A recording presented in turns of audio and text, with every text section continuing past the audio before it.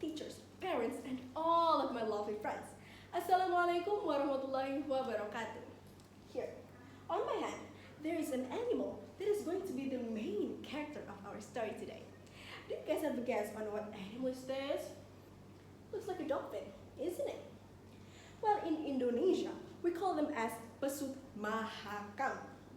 Have you guys ever heard about pesut mahakam? The legend says that pesut was actually just a human being like us that turned out to be a fish. But how it could be? Well, don't worry about that because I am Ayas and now I'm gonna tell you guys about the legend of pesut mahakam.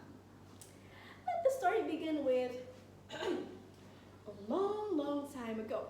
There was a village in East Kalimantan. The village was very near to the Mahakam River. All the villagers there always worked so hard every day. Although they were poor, they were still very happy. They worked together, they had fun together, they did all the activities together because those are their happiness. But there was this family that was very rich. They had a lot of money and a lot of food. The head of the family was Pak Pesut, and everybody knew Pak Pesut. But he was known not because of his wealth, but because of his stinginess. He didn't like to share with others and chose to ignore people. Oh God, how much longer this dry season could be? No water, no rice. What are we gonna eat later? Said one of the villagers. It was a very long dry season. All the rice field could not get water properly. The villagers started to get worried about how could they harvest the rice. Here, what if we just leave this dry place and move to some better place for us? We will die if we stay here, honestly. That is a good idea. Therefore, they were planning to leave their village and find another place to stay. They sent some young, strong men to look for a new place that had enough water. And finally, after several weeks of looking for a new place, they came back with good news. One of the men said, "We have found a place to move."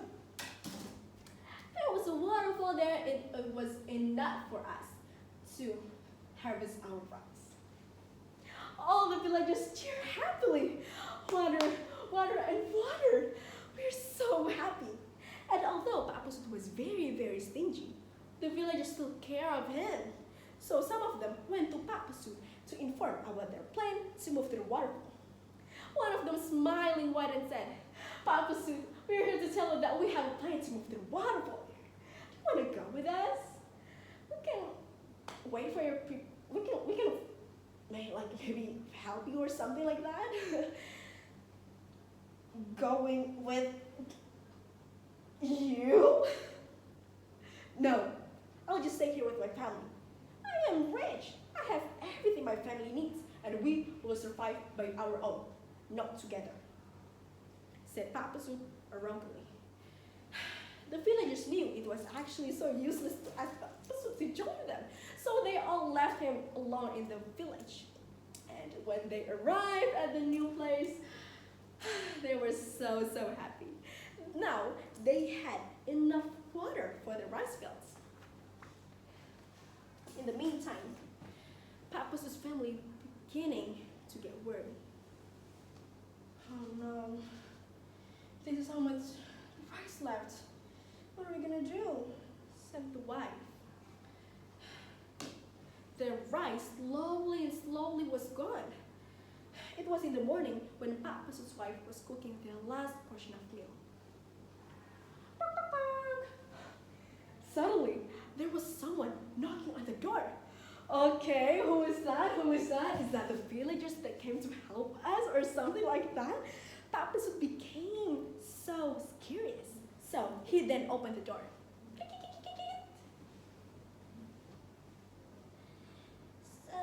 Sir, please help me, sir. I'm so hungry. Please help me. Just a bit of rice, please. It's a beggar. Oh no, Pak Pesut became so angry. Go out! I don't have any food! Please just leave us alone, said Papasut lying. Please, mercy, sir.